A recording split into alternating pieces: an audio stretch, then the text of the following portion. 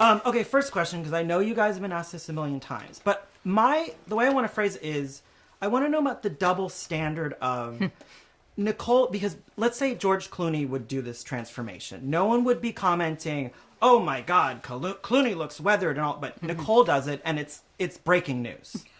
So, well, I mean, so I want to know kind of the double standard of that and why that is, in your opinion.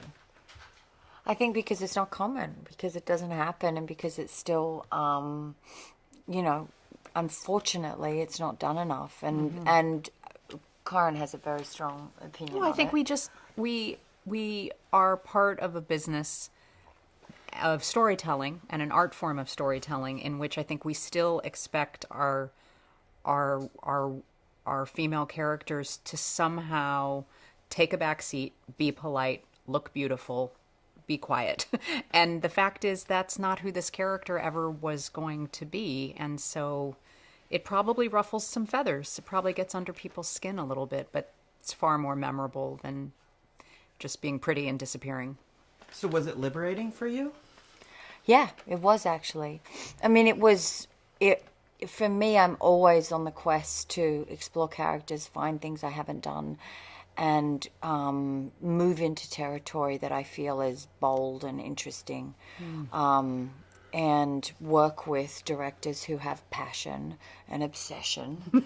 And that's exactly what this is. This is all of those things. And I was just grateful to be given the chance to play the character.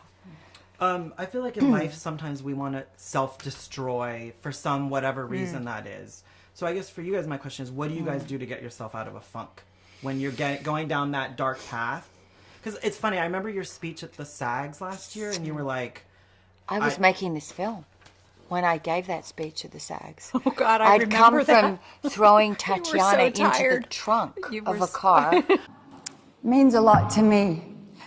I've been working since I was 14 years old. Thank you, SAG-AFTRA, for giving me this. I'm incredibly nervous because this is reality colliding with fantasy right now. I was working until 1 a.m., which is a fantastic blessing last night, but I have the flu, and I'm playing a pretty out there, raw character right now, so I've had a little trouble shedding it. But I'm here, and I'm incredibly grateful. I was sick and I was still shaken from the day's work because it was really staying, And so I'd sort of wiped the blood off my face, rushed in, put on a pink dress, blown out my hair, and run there. And I was late. And yeah, it was just really fascinating the way in which all of that plays out, when you're... And that I'd made Big Little Lies, 18 months prior. So to have that collide like that. But that's the working actor, isn't it?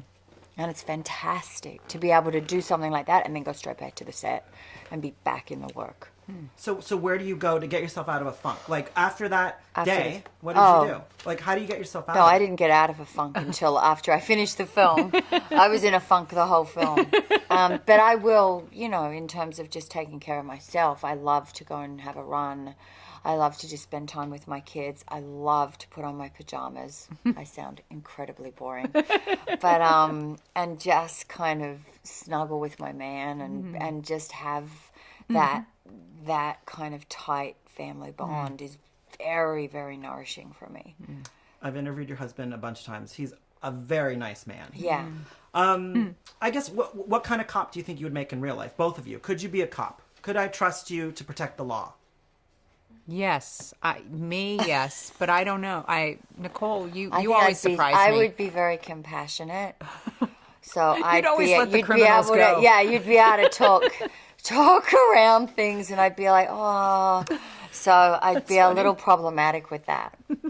So Too much compassion. It's the Aussie in her. Well, I just would be like, oh, I can always see the other side. I'm an actor, so I'm like, I can understand how you have managed to commit this crime. So let's see what we can do to help you. Thank you, guys. You're like, it's okay if you murdered someone. Like, there must be We a need more reason. cops like Nicole. Thank you, guys. Thank you. Thank I'll you. see you later. Yeah.